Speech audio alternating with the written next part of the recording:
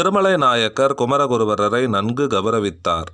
குமரகுருபரர் திருமலை நாயக்கரிடம் அருந்தமிழ் தொண்டுகள் செய்யும்படியும் அன்னை மீனாட்சி கோவிலுக்கு திருப்பணிகள் செய்யும்படியும் சொல்லி ஆசிர்வாதம் செய்தார். அவர் பல நூல்களை இயற்றினார். பல ஆண்டுகள் கழித்து கங்கையிலிருந்து காசிமாநகரம் நோக்கி திரும்பினார். அது பல வருட பயணம். காசியில் உள்ள விஸ்வநாதர் ஆலயம் இஸ்லாமியர்களுடைய வசத்தில் இருந்தது. பூஜை எதுவும் நடைபெறாது பூட்டி கிடந்தது. காசி தேசத்தை ஆண்ட நவாபிடம் போய் கோயிலை தம்மிடம் தர வேண்டும் என்று வேண்டுகோள் விடுத்தார். சிம்மாசனத்தில் இருந்த நவாப் அவருக்கு ஆசனம் தராமல் நிற்க வைத்து பேசினார்.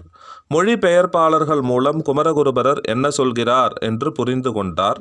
புரிந்த பின்னும் அகம்பாவத்துடன் சிரித்தார். கிழவரே, நீர் என்ன சொல்லுகிறீர் என்று எனக்கு விளங்கவில்லை. ஏதோ தானம் கேட்கிறீர் என்பது தெரிகிறது. ஆனால் என்ன தானம் என்பது தெரியவில்லை.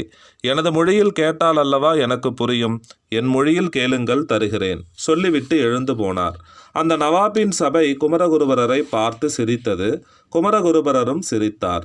ஞானிகள் என்போர் எளிமையானவர்கள், எல்லாவித அவமதிப்பையும் இன்முகத்துடன் ஏற்பவர்கள், கோபம் இல்லாதவர்கள்.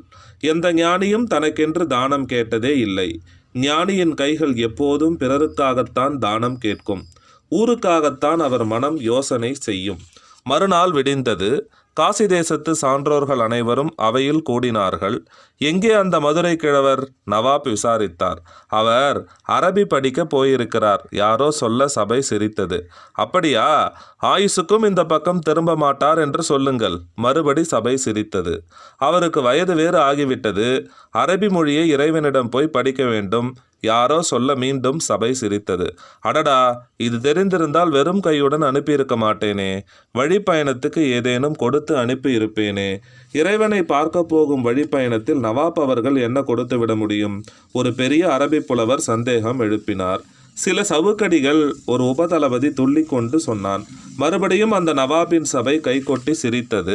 உபதளபதியாரே, கிழவராயிற்றே, மெல்ல பயணப்படலாம் என்று நான் யோசித்தேன். நீங்கள் உடனே அவர் பயணப்பட வழி சொல்கிறீர்கள். நமது நவாபின் ஒரு சவுக்கடியை அந்த மதுரை கிழவர் தாங்குவாரா? கிழவரை எதற்கு அடிக்க வேண்டும்? சொடுக்கினால் போதாதா? அந்த சப்தம் கேட்டு பயத்தில் உயிர் பிரிந்து விடுமோ? மறுபடி சபை சிரித்தது. ஆக, அவர் வரவே மாட்டார் என்று சொல்லுகிறீர்களா? வரலாம் அண்ணா. இந்துக்களுக்கு மறுபிறப்பில் நம்பிக்கை உண்டு.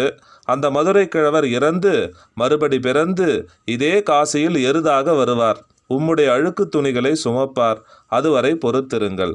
நவாப்பால் சிரிப்பை அடக்க முடியவில்லை. மதுரை கிழவர் மிருகமாக வருவார் என்கிறீர்களா? ஆமாம் ஆமாம் என்று அந்த துதிபாடும் சபை சொல்லியது. வாசலில் சிங்கத்தின் கர்ஜனை கேட்டது.